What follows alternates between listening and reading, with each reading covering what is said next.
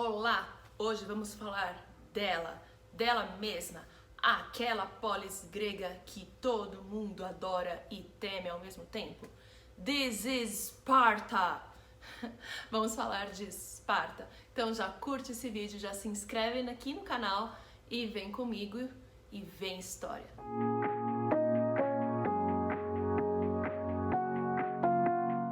Esparta foi uma cidade que descendeu dos dórios, fundada ali na península do Peloponeso, na região da Lacônia.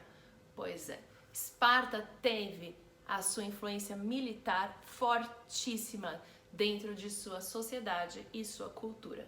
A região tinha algumas terras férteis, então a gente tem alguns grandes proprietários de terra que produziam cereais, que era o sustento da população. Também havia terras boas para pastagem, mas como era uma terra cheia de desfiladeiros, a navegação não rolava. Quando os dórios invadiram a região e fundaram a cidade de Esparta, eles transformaram a população que ali vivia em ilotas. Quem são esses? Basicamente servos, quase escravos, do que vai ser o que a gente chama de espartanos, que são os antigos dórios. A sociedade espartana é dividida em três classes sociais. Os espartanos, que eram os grandes proprietários de terra e esses que tinham direitos políticos dentro da cidade. Os períacos, que eram pessoas que eram comerciantes, artesãos, pessoas que vinham ali trabalhar na cidade, importantes funções, mas esses não tinham direitos políticos. E também os ilotas, que, como eu disse, eram os trabalhadores e estes eram servos dos espartanos. Esparta se organizava em uma oligarquia.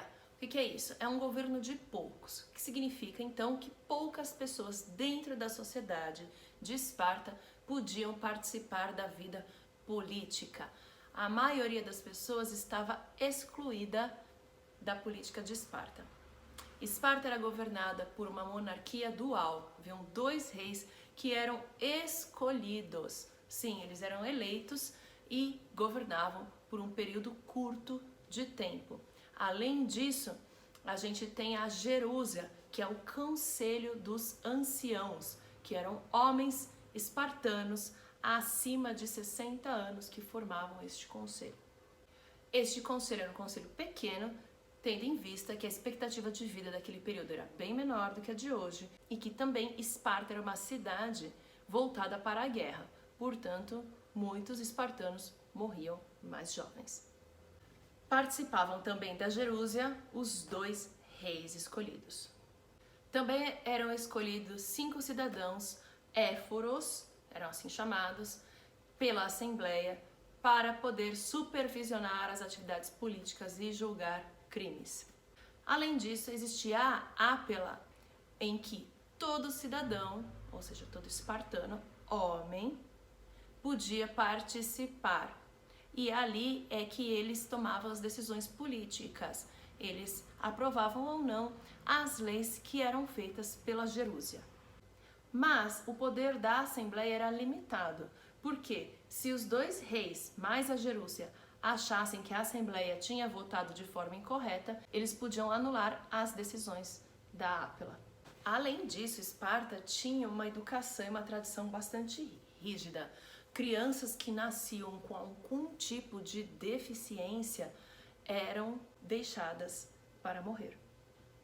Eles não tinham dó, porque eles acreditavam que se a pessoa nascesse com algum tipo de deficiência, ela não conseguiria sobreviver sozinha e nenhum adulto iria querer cuidar e criar de um adulto assim.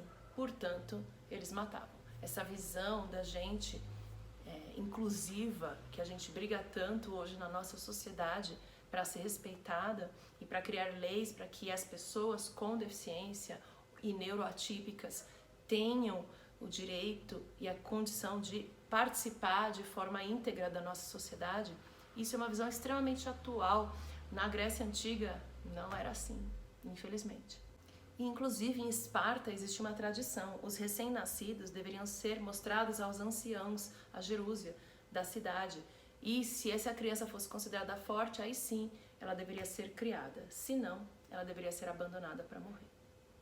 Além disso, Esparta tinha uma visão bastante complicada em relação às mulheres. As mulheres não eram consideradas cidadãos e não tinham direito nenhum a participar da vida política da cidade. Elas eram criadas e educadas para serem mães. Elas aprendiam tarefas domésticas, as meninas, e elas também aprendiam a fazer atividades físicas. Elas também tinham que ter um corpo forte e atlético, até porque eles acreditavam que para ter filhos fortes e saudáveis, a mulher também tinha que ser forte e saudável. Além disso, os meninos eram educados para serem guerreiros. Então, os meninos espartanos, certo? Não de qualquer classe social, os meninos espartanos, eles seriam educados para serem guerreiros. Até os 7 anos de idade, eles viviam com as suas mães. A partir dos 7 anos de idade, eles já entravam para o treinamento militar. E aí eles já não ficavam mais em casa, eles ficavam no acampamento, onde eles iam aprender durante toda a infância e adolescência, que nem tinha essas denominações nessa época, tá? Porque a visão da criança era como se fosse um pequeno adulto, não se tinha essa ideia de criança inocente, adolescente, hormônio, não existia essa visão, tá? Então essas crianças eram treinadas na arte da luta, tanto luta física à mão, quanto o uso de armas como espadas, escudos, arco e flecha e lanças. E eles tinham uma educação bastante rígida, eles não tinham uma hierarquia em que eles tinham que obedecer, tinham que fazer exatamente aquilo que seus professores, tutores, militares exigiam. Inclusive, a Jerúsia de vez em quando ia assistir aos treinos desses jovens. E se a Jerúsia achasse que o professor estivesse sendo muito mole, eles batiam no professor. E o professor era encorajado a usar a violência e bater na criança também. Então é bem diferente da educação e da visão que a gente tem hoje, veja bem. É uma visão bastante violenta e bastante militarizada ali que a gente tem em Esparta. Quando este jovem alcançava uma determinada idade, ele passava por um teste de sobrevivência, onde ele era largado no meio da floresta, no meio do nada, e ele tinha que sobreviver, tinha que caçar por alguns dias ali, e se ele não passasse no teste, ele era rebaixado e não era considerado espartano.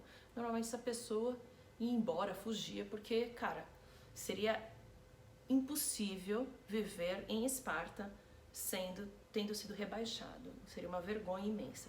Então, essas pessoas acabavam fugindo. Aliás, Esparta valorizava a coragem. Uma pessoa covarde dentro da cidade de Esparta, que não encarasse a luta de frente, não era nem considerado espartano.